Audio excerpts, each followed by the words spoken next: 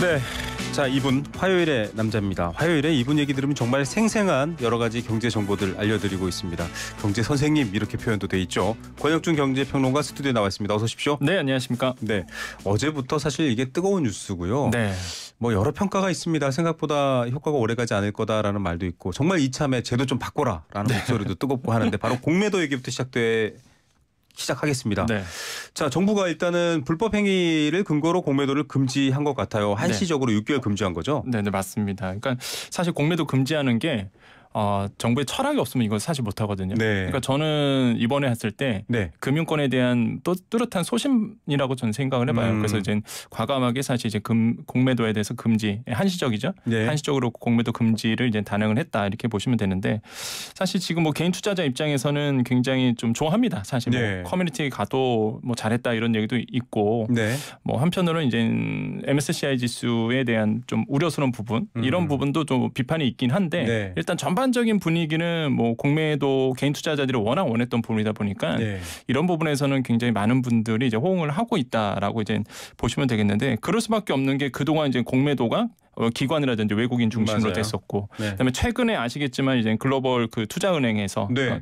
이 불법적인 무차입 공매도를 했기 때문에 이거에 대한 원망이 되게 많았거든요. 네. 이게 좀 드러났거든요, 사실. 예, 그렇죠. 현실적으로 드러나서 이거를 기점으로 해서 이제는 뭐 공매도에 대한 금지, 한시적인 금지가 이루어졌다 이렇게 보시면 되는데 오늘 이제 주가 같은 경우, 그러니까 어제는 이제는 사실 그게 첫날이었잖아요. 네. 공매도 금지 첫날이어서 어제는 뭐 정말 좀 깜짝 놀랐는데 쭉쭉 올라갔죠. 네, 쭉쭉 올라갔죠. 근데 오늘은 이제는 코스닥 같은 경우가 이제는 뭐 사이드카가 다시 한번 발행됐다. 네. 매도 때문에. 긴급 거래 중단 조치가 됐었죠. 네, 그래서 매도 때문에 일어났는데 이게 역대로 보면 50번째예요. 네. 그러니까 지금 상황으로 본다 그러면 그렇게 변동성이 좀 심해지고 있다 이렇게 보시면 되겠고 네. 지금 외국인들이 좀 빠지고 있는 모습은 보입니다. 예. 그러니까 어제 대비해서 어제는 이제 쇼커버링 때문에 사실 그런 현상 때문에 이제 외국인들이 어쩔 수 없이 이제는 매수를 했던 부분이 있다 네. 그러면 오늘은 이제는 쇼커버링이 어느 정도 이제 잠재워진 거 아니냐 이런 네. 어떤 얘기가 지금 나오고 있죠. 그래서 이제 외국인들 좀 팔고 있는 순매도로 돌아섰던 모습들. 그래서 이런 부분이 있고 좀 아셔야 되는 게 저는 이제 공매도를 꼭 하시는 분, 그러니까 이 관점을 보실 때 꼭 알아야 되는 부분이 그러니까 많은 분들이 그러는 거예요. 쇼커버링이 일어나니까 네. 외국인들이 매수를 해야 된다. 네. 그렇게 하시는데 꼭 그렇진 않습니다, 사실. 네. 왜냐하면 주가가 더 떨어질 거라고 생각하시는 분들은 사실 이제 금리를 그러니까 이자를 감당하더라도 남아있는 네. 기관들도 있거든요. 네. 네, 그래서 보니까 지금 상황을 봤을 때는 이 쇼커버링의 수급 쏠림 현상 이런 네. 거는 이제 단기적으로 그칠 가능성이 있다. 그래서 네. 지금 오늘 우리나라 주식시장이 좀 떨어지고 있다. 예. 이렇게 좀 생각을 해보겠고, 그래서 이런 부분에 대해서 조금 맞물려 있는 게 이제 공매도 지금의 어떤 금지.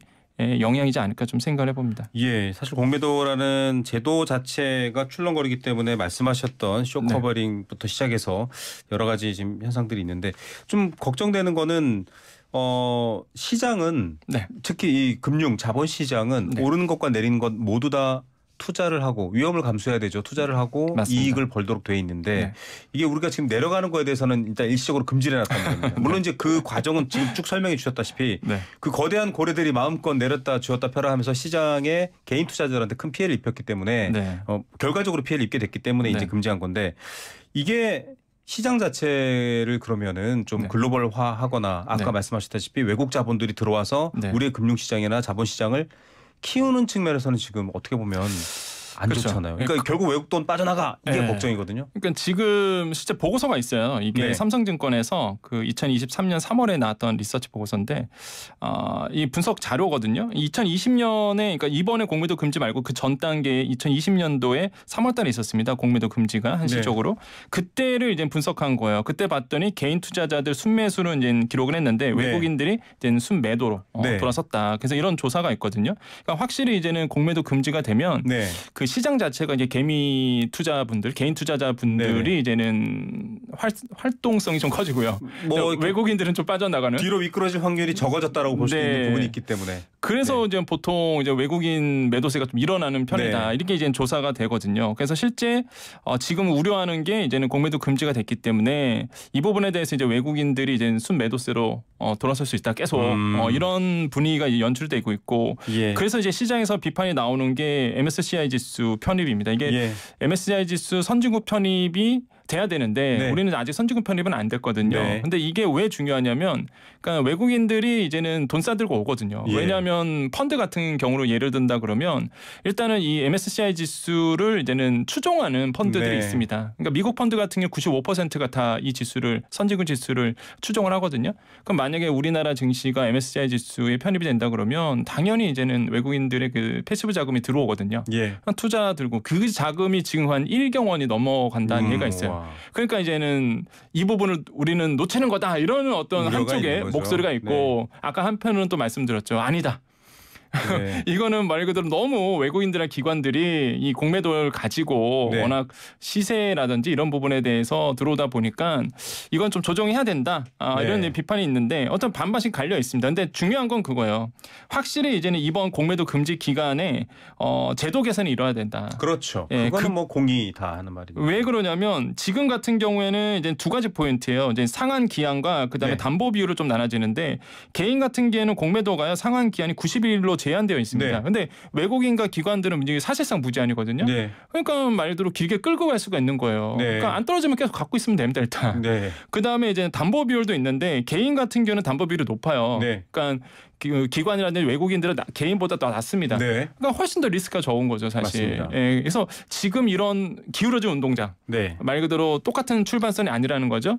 근데 이런 것들을 이번에 이 공매도 금지 기간에 제도 개선이 이루어져야 된다 보고 있고 정부 당국도 이번 기회에 이 부분을 이제 손보겠다. 그래서 이제 일원화시키겠다라는 예. 이제 발표를 했죠. 그래서 지켜보셔야 됩니다. 일단 정부가 이 기간을 활용해서 제도 개선에 나설지 계속적으로 모니터링을 하셔야 되겠다고 말씀드립니다. 네. 전혀 뭐 차입조차 하지 않고 그러니까 말 그대로 돈은 없는데 빌려서 팔고 계속 이런 행동만 했던 거에 대한 불법 그렇죠. 공매도 처벌 안 받았습니다. 이런 부분들도 바꿔야 되고요. 아까 말씀하셨던 것처럼 개인과 기관 큰 손과 작은 손 모두 동등한 위치에서 투자 시장에 참여할 수 있도록 해야 된다라는 거 기대해 보겠습니다. 그러니까 어제도 그러면 좀 반짝 오른 게 사실 공매도 효과가 있는 건가? 어제 왜냐하면은 글로벌 주식도 다 좋았거든요. 상황이. 네. 미국 경제 상황도 좀 개선됐다고 하고요. 네, 그러니까 그게 이제 기초였고 우리 어제 장 놓고 본다 그러면 오늘은 좀 빠지고 있지만 어제 장 놓고 본다 그러면 일단은 매크로 환경이 우호적으로 변했던 부분이 어제 영향을 네. 미쳤고요. 거기에 플러스 우리나라 시장은 이제는 공매도 금지, 한시적 금지로 인해서 사실 수급이 좀 몰렸던 부분 이런 것들 때문에 이제 어제는 크게 올랐던 부분이고요. 예. 근데 지금 사실 공매도 관점을 또 개인 투자자들 바라는 게 하나가 더 있어요. 이제 시장 조성자에 대한 공매도가 지금 허용이 돼 있습니다. 네. 그러니까 많은 분들이 공매도 금지 그러면 다 공매도 금지하신다는데 열어놨죠. 네. 열어놨죠. 시장 조성자에 대한. 그러면 이런 시장 조성자에 대한 공매도도 지금 막아달라고 지금 개인 투자자들이 이제 요구를 하고 있고 그거에 대해서는 사실 막지는 힘들 거라고 저는 생각하는데. 그렇죠. 왜냐하면은 이 오르는 거에 의한 이른바 작전들이 맞습니다. 더 위험한 경우가 있기 때문에 이거는 의도적으로 비정상적으로 올랐네. 이거는 공매도라든지 다른 방식을 통해서 정상 가격으로 조정하는 게 필요한 거니까요. 네, 그래서 지금 이 목소리가 나오고 있고, 그러니까 지난번 그 2020년 3월 16일에 있었던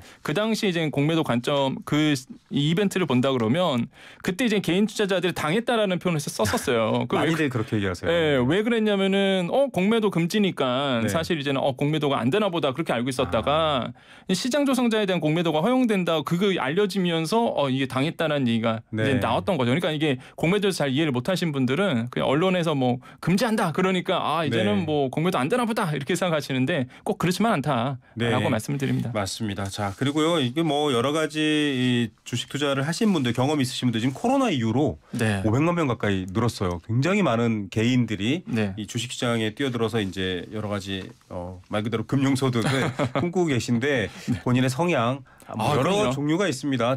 최저 리스크 또 최저 수익 뭐 하이 리스크 하이 리턴 이런 말이 있는 것처럼 좀 다양한 것들 좀 알아보시고 공부가 필요하다는 거 말씀드리겠고요. 이거 정치권에서는 선거용이냐 이렇게 나왔습니다. 근데 어제 이제 저희가 또 나오신 패널 분들 중에는 뭐 정치적인 이익도 있을 수 있지 이렇게 보시기도 했어요. 어떻게 보십니까? 그러니까 이게 사실 지금 총선에 영향을 미치는 바는 굉장히 크다. 왜냐하면 우리나라의 개인 투자자들이 1,400만 명이 넘어갑니다. 그렇죠. 그러다 보니까 이제 가장 원했던 게 공매도 금지였으니까 이번에 이제는 총선 대비해서 나온 거다라고 이제는 보는 목소리도 있고요. 근데 저는 일단은 뭐 총선도 어느 정도 영향을 미치겠지만은 정부 당국이 이제는 소신이라고 좀 보거든요. 그 정도로 개인 투자자들이 원했던 거에 대해서 이 부분에 대해서는 이제는 우려스러웠던 부분을 이제는 해지하고자 말 그대로 이번 기회에 제도 개선을 하고자 아마 정부 금융당국자들이 소신적으로 하지 않았을까. 왜냐하면 이걸 하나 안 하나 양쪽에서 욕먹는 건 똑같거든요. 네, 그렇죠. 왜냐하면 선진국 질서의 편입에서 멀어지는 거거든요, 사실. 예. 그러다 보니까 뭐 하나 안 하나 한쪽에서는 이제 비판에 나올 수밖에 없는 부분인데 워낙 지금 외국 투자 은행들이 잘못을 했다 보니까 예. 이 부분에 대해서는 뭐 과감하게 한번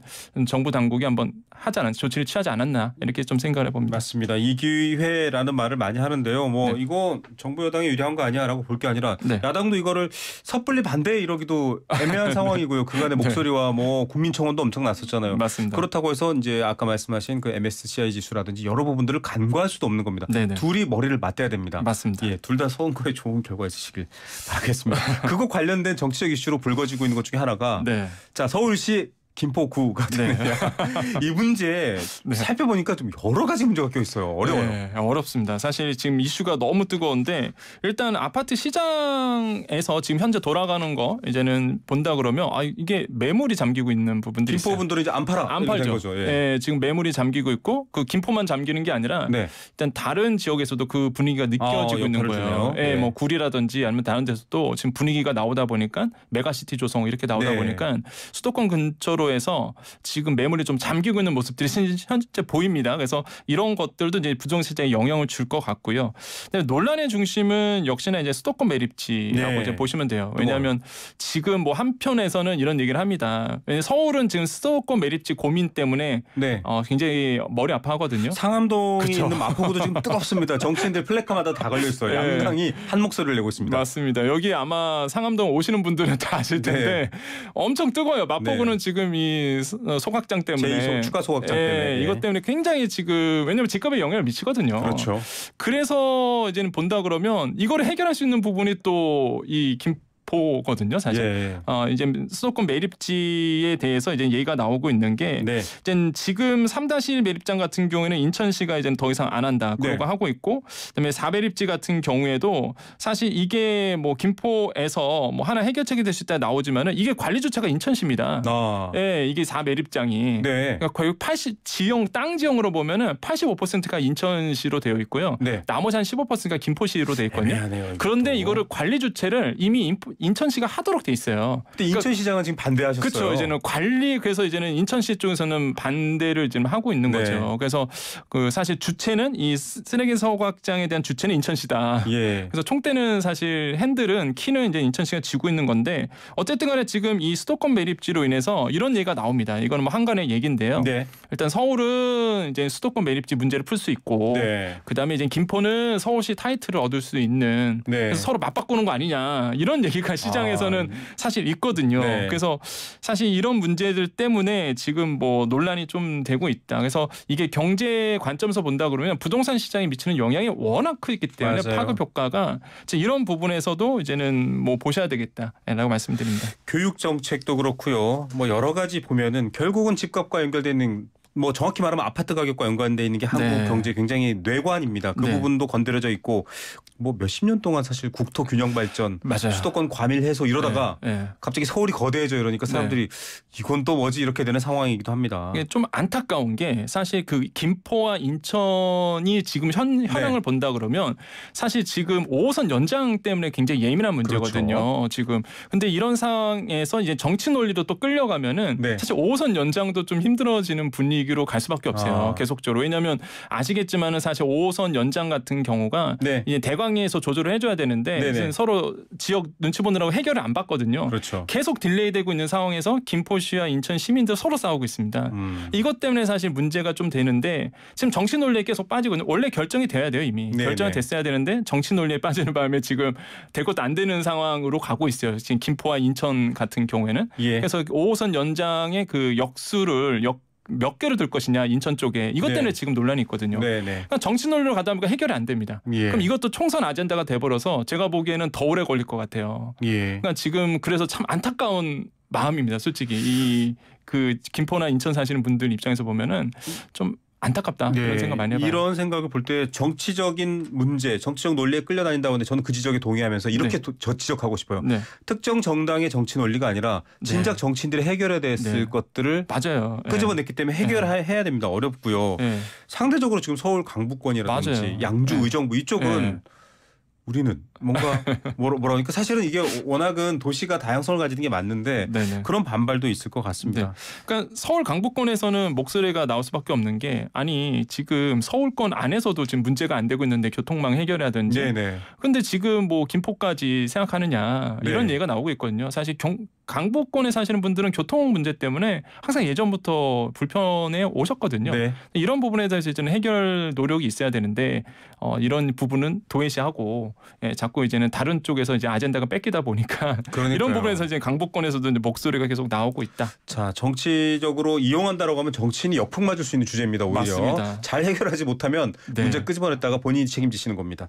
자, 어려운 문제고 끝으로 짧게 소상공인 지원 정책 있잖아요. 항상 네. 이런 반가운 소식들 알려주시는데 네. 짧게 좀 소개 부탁드립니다. 네, 지금 은행권에서 이제 나서고 있습니다. 네. 윤 대통령께서 이제 목소리를 냈기 때문에 이제 은행권이 긴장을 했고요. 네. 은행권에서 지금 일단 발표했던 게 하나은행 발표했고 예. 어제 이제 신한은행 발표를 네. 했어요. 그래서 은행권에서 소상공인 지원 정책을 상생 방안이죠. 아, 네. 예, 이런 것들을 지금 내놓으려고 하고 있고 네. 지금 다른 은행권들도 준비하는 걸로 알려져 있습니다. 예. 그래서 소상공인 상생 방안이 네. 은행권 각자에서 아마 나오지 않을까 이렇게 생각을 아, 해보겠습니다. 이분들 이자 부담만이라도 조금 맞습니다. 뭐 개인이 자기 욕심으로 차 살래라고 해서 빌려 쓴 돈 말고요. 네. 소상공인 없으면 네. 안 되는 돈들이잖아요. 그건 좀 이자 지원 같은 거 있으면 좋겠다 이런 생각도 있네요. 네, 맞습니다. 가장 원하시는 게 소상공인들이 고금리를 저금리로 좀 그러니까요. 대안해 주는 거. 워낙 지금 고금리 시대여서 그렇습니다. 맞습니다. 자, 오늘도 알찬 정보 감사드립니다. 네, 감사합니다. 권혁중 경제평론가였습니다.